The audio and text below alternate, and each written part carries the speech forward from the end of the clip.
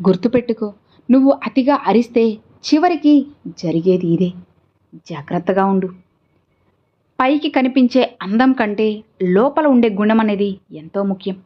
విషంతో నిండిన బంగారు పాత్ర కంటే తేనెతో నిండిన మట్టి కుండ ఎంతో విలువైనది, వజ్రం కన్నా విలువైనది. వదులుకోవడానికి ఇష్టపడకుండా చివరి వరకు పోరాడే మనిషిని జయించడం అనేది నీకు ఈ లోకంలోనే కష్టమైన పని. మీరు చెప్పేది నిజమే అయినప్పటికీ ఎదుటి వ్యక్తి వినడానికి ఇష్టపడనప్పుడు చెప్పకపోవడమే మంచిది కదా. మిమ్మల్ని అనుమానించే వారిని పొరపాటున కూడా మీ దగ్గరకు రానివ్వకండి. మిమ్మల్ని అవమానించే వారి దగ్గరకు పొరపాటున కూడా మీరు వెళ్ళకండి. మీరు బాగుపడాలని కోరుకునే వాళ్ళకంటే మీరెక్కడ బాగుపడిపోతారో అని బాధపడేవాళ్లే ఈ సమాజంలో ఎక్కువ. మీ తప్పును ఈరోజు కప్పిపుచ్చుకున్నంత మాత్రాన రేపటి రోజున దాని పర్యవసానాన్ని తప్పించుకోలేరు. నవ్వు కన్నీళ్లు ఎప్పుడూ కలిసి రావు. అవి రెండూ కలిసి వచ్చిన క్షణం లైఫ్లోనే అద్భుతమైన క్షణంగా ఉంటుంది. సాయం చేయడం అంటే నీకు ఉన్నదంతా దానం చేయమని కాదు, దిక్కుతోచని స్థితిలో ఉన్న వారికి కాస్త దారిని నీ వంతుగా చూపమని. 100 సార్లు విను, 1000 సార్లు ఆలోచించు, ఒక్కసారి మాట్లాడు. ఒకరి జీవితంలో నువ్వు ఎంత ముఖ్యమనేది వాళ్ళు నీకు ఇచ్చే సమయాన్ని బట్టే నీకు అర్థమవుతుంది. భయం అనే ప్రవాహాన్ని అరికట్టాలంటే ధైర్యం అనే ఆనకట్టను నిరంతరం నువ్వు నిర్మించుకోవాలి. నీలో చెడుగా ఆలోచించే గుణమే సగం సమస్యలకి కారణమవుతుంది. లైఫ్లో ఏది కోల్పోయినా ఎక్కువగా బాధపడకు. ఎందుకంటే చెట్టు ఆకులు రాలిన ప్రతిసారి కొత్త ఆకులు మళ్ళీ చిగురిస్తాయి కాబట్టి. చెయ్యాలి అనుకున్న వారికి 1000 మార్గాలుంటాయి, చెయ్యకూడదు అనుకున్న వాళ్ళకి 1000 కారణాలు ఉంటాయి. గెలవాలనుకుంటే మార్గాన్ని వెతుకు, కారణాలు కాదు. గుర్తుపెట్టుకో, మీరు ఆలోచన లేకుండా గుడ్డిగా తీసుకునే నిర్ణయమే మీ కష్టాలకి అతి ముఖ్యమైన కారణమవుతుంది. దానం ఉన్నవాడు సముద్రం లాంటివాడు, ఒక్కరి దాహం కూడా తీర్చలేడు. గుణం ఉన్నవారు బావి లాంటి వాళ్ళు, ఊళ్ళో అందరి దాహం కూడా వెంటనే తీరుస్తారు. ఎవరో ఎగతాళి చేశారు అని మీ జీవితం ఆగిపోకూడదు కదా. ఎగతాళి చేసిన వాడు ఏడ్చే విధంగా ఉండాలి మీ విజయం. నీకు వచ్చే కష్టం కూడా నీలో మార్పు తీసుకొస్తుంది. నీ కష్టమే నిన్ను బలంగా నిలబెడుతుంది.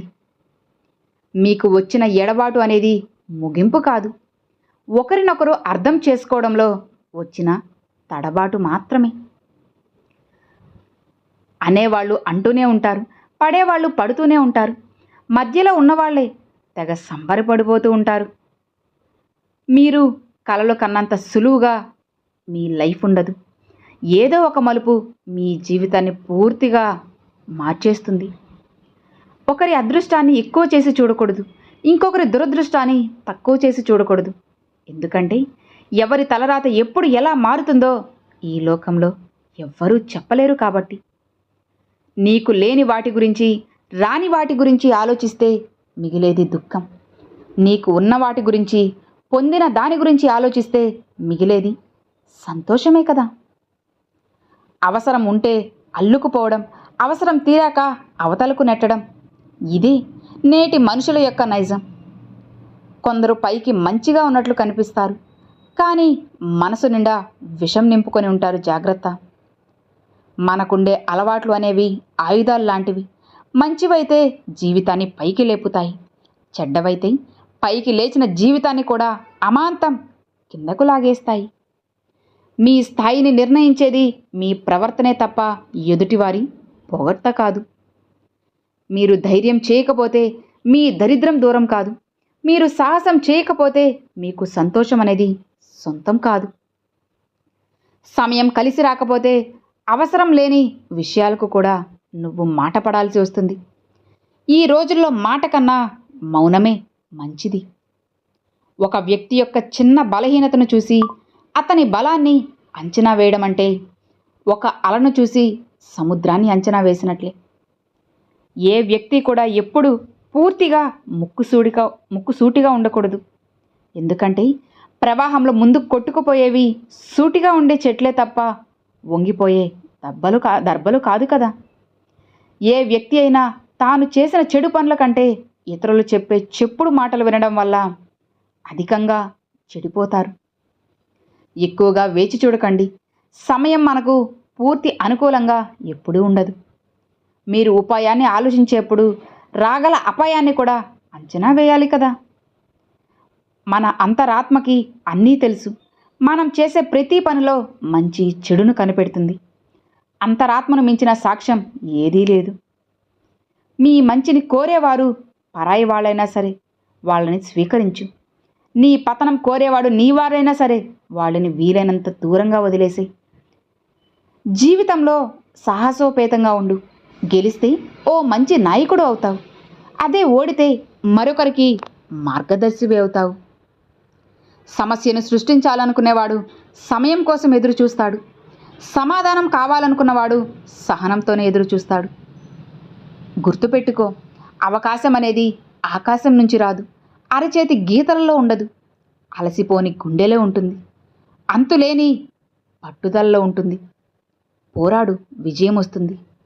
మనం అతిగా అరవడం వలన మాట విలువ, అనవసరంగా ఏడవడం వలన కన్నీటి విలువ తగ్గిపోతుంది. తప్పు చేశారని ప్రతి ఒక్కరిని ద్వేషించుకుంటూ పోతే ప్రేమించడానికి ఈ లోకంలో ఎవ్వరూ మిగలరు. ఆత్మాభిమానం ఉన్నవారు ఆకలినైనా భరించగలరు, కానీ అవమానాన్ని మాత్రం అస్సలు భరించలేరు. ఈ సృష్టిలో చెవిటివాడు వినగలిగేది, గుడ్డివాడు చూడగలిగేది, మూగవాడు చెప్పగలిగేది కేవలం మానవత్వం ఒక్కటే.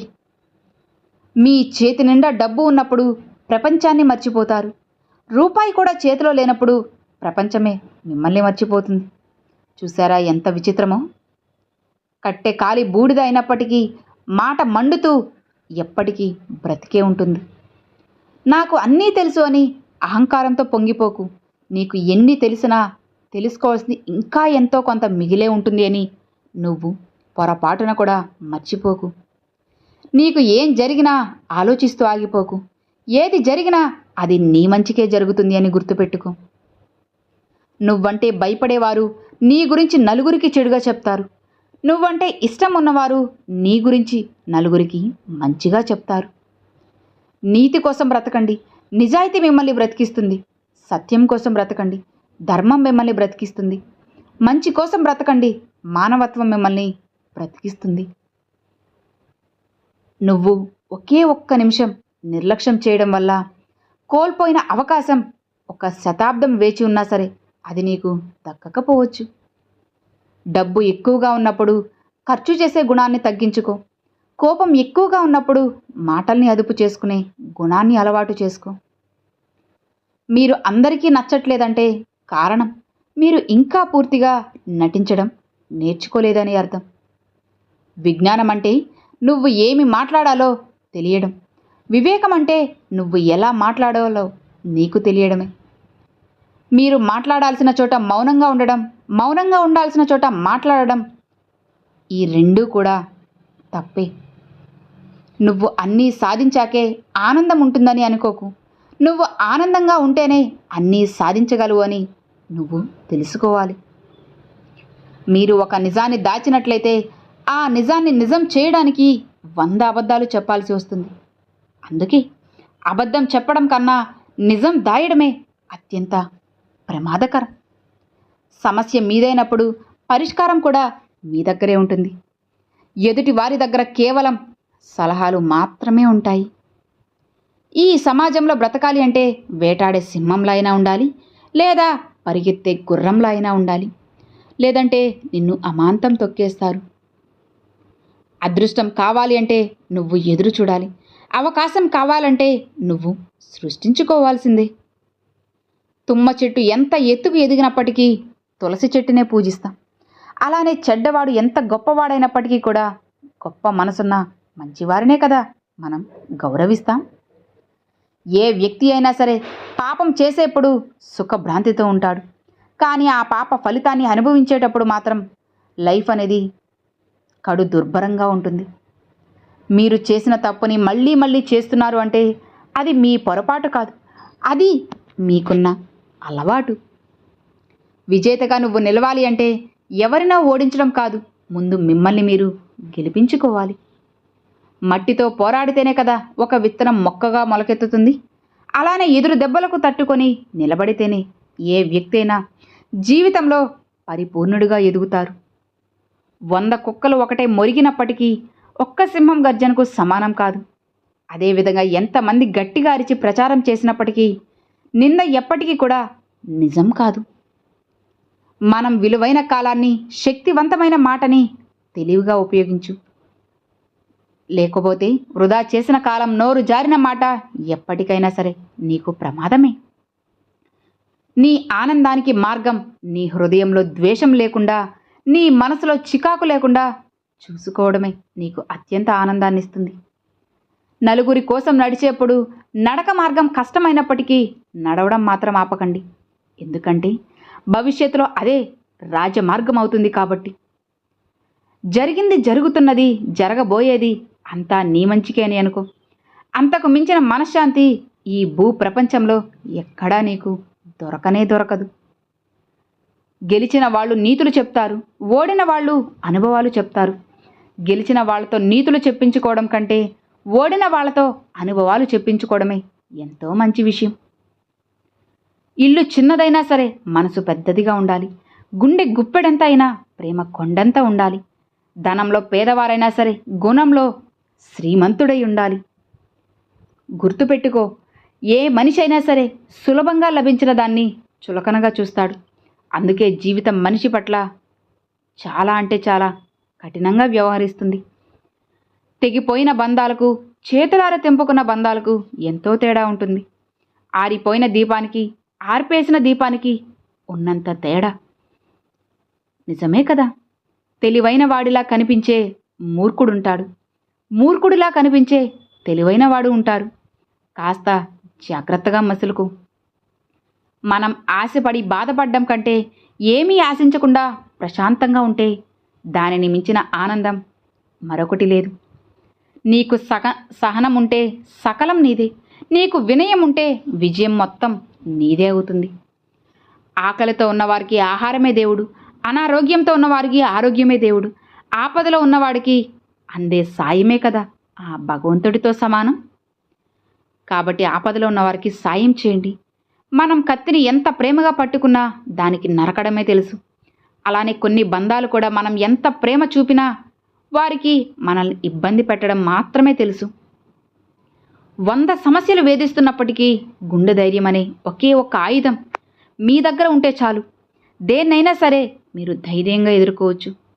ఇతరుల్ని నిందించడం తేలిక, నిందని భరించడం కష్టం. నీతులు చెప్పడం తేలిక, ఆచరించడం కష్టం. అబద్ధం చెప్పడం తేలిక, నిజాన్ని నువ్వు దాచిపెట్టడమే కష్టమైన పని.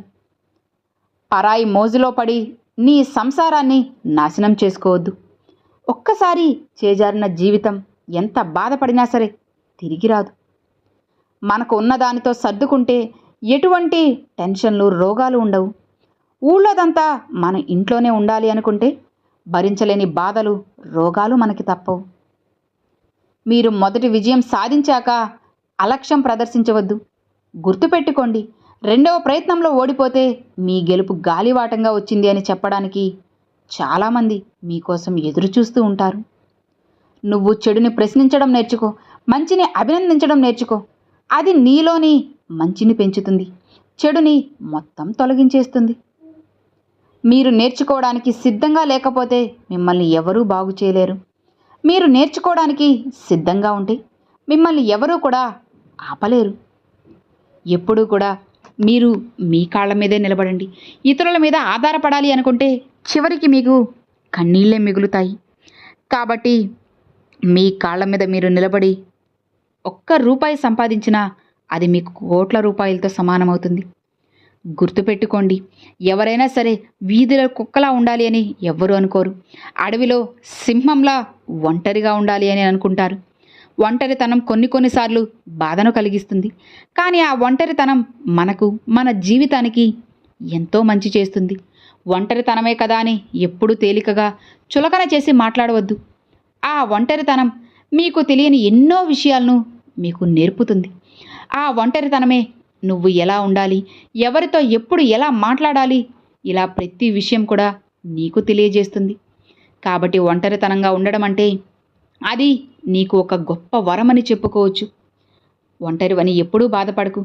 ఆ భగవంతుడు ఎప్పుడూ నీకు తోడుగా ఉంటాడు. అర్థమైంది కదా? Thanks for watching friends.